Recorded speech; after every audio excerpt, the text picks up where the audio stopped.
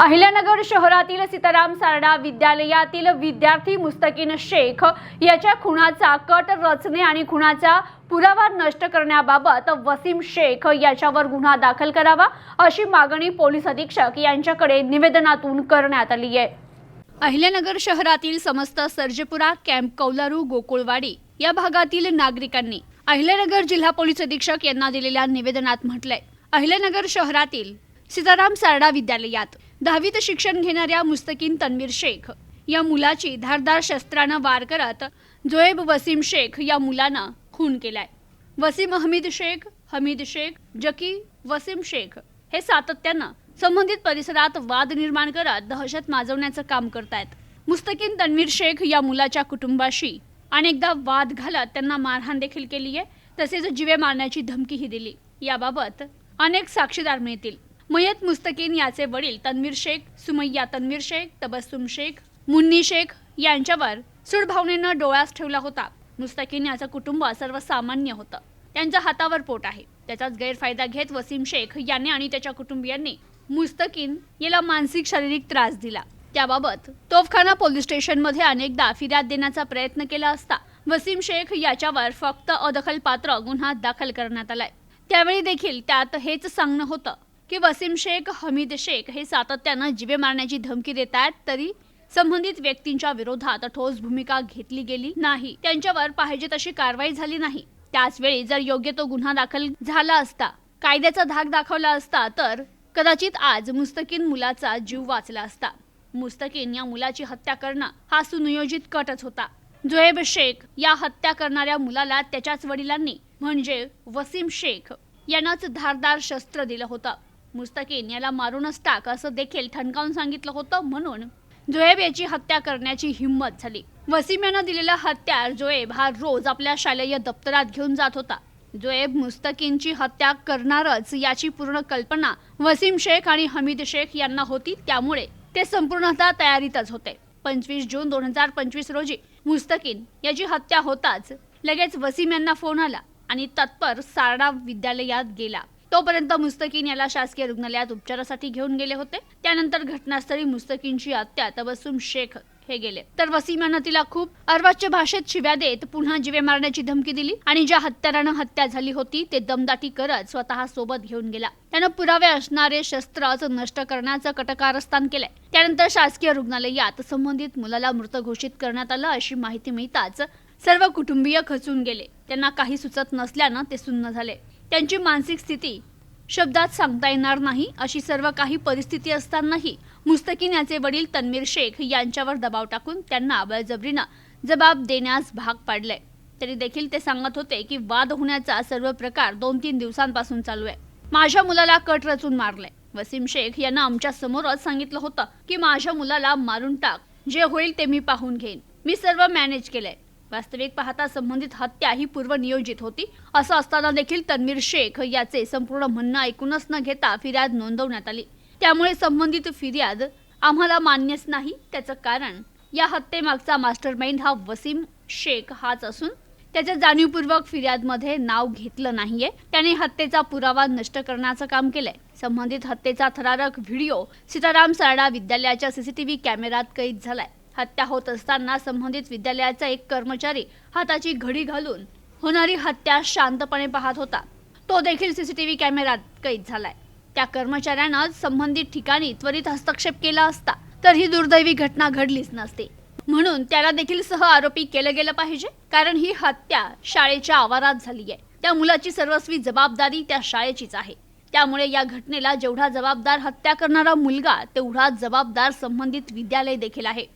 हे हत्या प्रकरण गांभीर्यानं घेऊन हत्येचा कट रचणं, हत्येचा प्रमुख पुरावा नष्ट करणं, हत्या करण्यासाठी हत्यार पुरवणं, तबस्सुम शेख या महिलेला अर्वाच्य घाणेरड्या भाषेत शिव्या देणं, तसेच जीवे मारण्याची धमकी देणं असे वाढीव कलम लावण्यात यावे, अन्यथा नागरिकांच्या वतीनं पोलीस अधीक्षक कार्यालयासमोर बेमुदत आमरण उपोषण करण्यात येईल असा इशारा निवेदनाद्वारे देण्यात आलाय।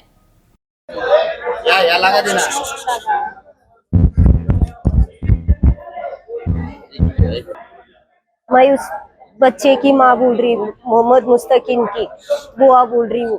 उसको इंसाफ चाहिए। ये जब भी झगड़े करते, चोरी चक्कू सब लाते और हमारे को एक एक को बोलते तुम्हारे को सब लोगों को खलास करने वाले अभी हम। उसका वसीम हामिद शेख इन कभी भी आता हमारे को घर में से निकाल के भी मारता, ना भी बोलता कि तुम्हारे बच्चे की बारी हो गई, अभी सबको ये करने वाले हम।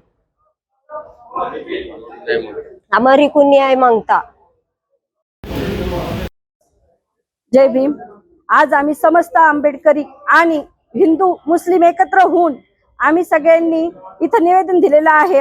कॅम्प कौलरूमध्ये ही एकदम दुःखद घटना झालेली आहे। ते आमच्या मुलासारखा होता। अफान शेखला आम्हाला न्याय मिळवून द्यायचा आहे आणि त्यांच्या घरच्यांना बिलकुल कौलरूमध्ये येऊन द्यायचं नाहीये। आज आम्ही एसपी ऑफिसला ह्यासाठी चालवलं नाही तर आज आम्ही समस्त कौलारूचे लोक उपोषणाला बसू, जर एसपी साहेबांनी ह्याची दखल घेतली नाही तर। जय भीम। मी कौलारू कॅम्प महिला मंडळातून बोलते। हे जे काही मॅटर झाला आहे यात मुलाला न्याय मिळायला पाहिजे आणि ते लोक इथं राहिलेले नाही गेले पाहिजे। ते नेहमी चाकू सुऱ्या घेऊन येतात, दुसऱ्यांच्या जीविताला धोका आहे। म्हणून या मुलाला, त्यांच्या घरच्यांना, त्यांच्या आईला सगळ्यांना न्याय मिळायला पाहिजे आणि आमच्या जीविताचं संरक्षण झालं पाहिजे।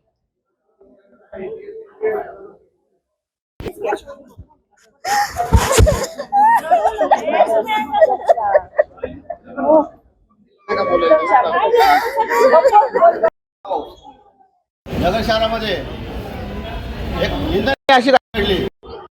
मुस्तकीन या लेकराचा धारदार शस्त्राने खून केला गेला।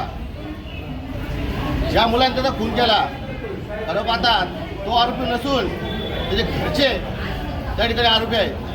कारण या एवढीशा लहान लेकराकडं धारदार शस्त्र आलं कुठून? त्याच्या पालकांनीच ते शस्त्र देऊन सदर हत्या करण्यास प्रवृत्त केलं। त्या हत्येचा कट असला, एवढ्यावर ते थांबले नाही। ज्या ठिकाणी हत्या झाली, सीताराम सारडा विद्यालयामध्ये जाऊन ज्या चाकूने, ज्या शस्त्राने हत्या झाली, त्या हत्येचा पुरावा असणारं ते शस्त्रसुद्धा नष्ट करण्याचा त्यांनी त्या ठिकाणी प्रयत्न केला। आम्ही आज सर्जेपुरा, कॅम्प कौलारू, गोकुवाडी या भागातील सर्वच नागरिक एसपी साहेब यांना निवेदन दिलं आणि सांगितलं जर याच्यामध्ये त्यांचे घरचे जर आरोपी केले तर आम्ही येत्या काळामध्ये त्यांच्या कार्यालयासमोर आमरण उपोषण करणार आहोत। जय भीम।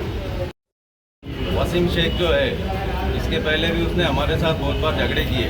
उसके अंदर जो भी मास्टरमाइंड रहेंगे ये हत्या में, तो मेरी पुलिस प्रशासन से ये विनंती रहेगी कि उसको जल्द से जल्द अटक करो, उसके अच्छे ऊपर ये कार्रवाई करो, मेरे बच्चे को न्याय दिलाओ। मेरा इतना ही बोलना है पुलिस प्रशासन से, उनसे जितनी हमारे को मदद मिलेगी उनको हमारे की मदद की हमारे को कोशिश करें। दिनांक 25/6/2025 रोजी मुस्तकीन तन्वीर शेख या अल्पवय विद्यार्थीचा सीताराम सारडा शाळेमध्ये दुर्दैवी त्याच्यावरती हल्ला झाला आणि त्याचा त्या ठिकाणी मृत्यू झाला।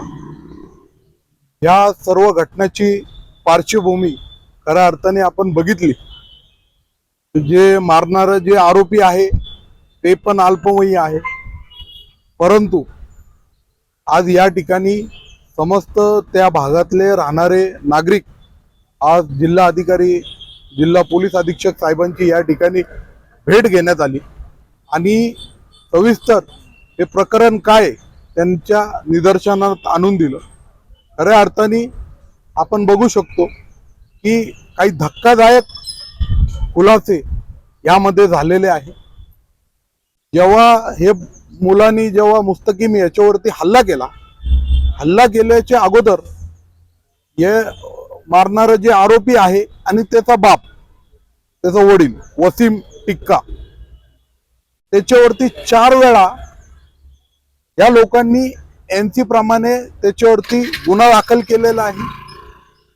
एखाद्या व्यक्तीवरती जेव्हा 4 वेळा एनसी प्रमाणे गुन्हा दाखल झालेला आहे आणि त्याच्यानंतर एवढी मोठी घटना त्या ठिकाणी घडते, तर याच्या मागचा मास्टर माइंड कोण आहे हे पोलीस प्रशासनाने तपासलं पाहिजे। त्याचे जे वडील आहे त्या ठिकाणी जेव्हा ही घटना घडली, ही घटना घडल्यानंतर सीताराम सारडा शाळेच्या आवारामध्ये त्या ठिकाणी कोण आला, कोण कोणाला भेटला, बाहेरचे सर्व सीसीटीव्ही फुटेज त्या रस्त्यावरचे आपण तपासले पाहिजे.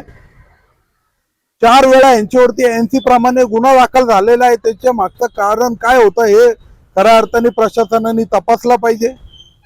जेव्हा यांनी हल्ला केल्यानंतर याचे जे वडील आहे, वडील तिथून फरार झाला. त्यांनी कोणाकोणाला संपर्क केला त्याची कॉल डिटेल आपण त्या ठिकाणी काढावी. आणि सध्या तो कोणाचा आश्रय घेतोय, कोणाचे छत्र छायामध्ये त्या ठिकाणी आश्रय घेतोय ते खऱ्या अर्थाने पोलीस प्रशासनाने तपासला पाहिजे.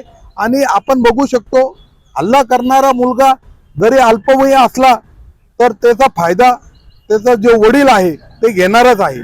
म्हणून त्याच्या वडिलाला पण याच्यामध्ये पुरवणी जबाब, म्हणजे त्याच्या आईला जेव्हा या मुलाचा दुर्दैवी मृत्यू झाला तर या घटनेचे त्याची आई त्या ठिकाणी पोहोचली होती, त्याच्या आईचा त्या ठिकाणी जबाब त्या ठिकाणी घेण्यात आला नाही. माझी पोलीस प्रशासनाला विनंती आहे की संबंधित त्या ठिकाणी जेव्हा त्याची आई उपस्थित होती तर त्यांचा पण पुरवणी जबाब म्हणून त्या ठिकाणी जबाब नोंदवला पाहिजे.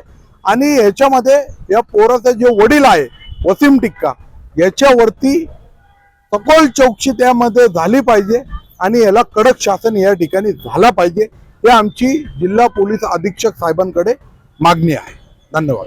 Bureau report, news today 24, Ahilyanagar. Congratulation वहिनी, बाळ झाल्याबद्दल. पण मी ऐकलंय डिलिव्हरी फार क्रिटिकल होती. आता ठीक आहे ना सगळं? अगं होता थोडा प्रॉब्लेम, पण स्त्रियांच्या आरोग्याची संपूर्ण काळजी घेणारं मातृसेवा होतं ना साथीला. सगळं सुरळीत झालं. किशोर वयापासून ते रजोनिवृत्तीपर्यंत स्त्रीच्या आरोग्याची संपूर्ण काळजी घेणारं अहमदनगर मधील पहिलं स्त्री रुग्णालय Matruseva women's hospital, obstetric ICU. किशोरवयीन आणि विवाहपूर्व समुपदेशन, गरोदर माता तपासणी आणि प्रसूती, पहिल्या सिझेरियन नंतर नॉर्मल डिलिव्हरीची सोय. मातृसेवा विमेन्स हॉस्पिटल, सक्कर चौक, नवीन टिळक रोड, अहमदनगर. फोन 9850 20 0017.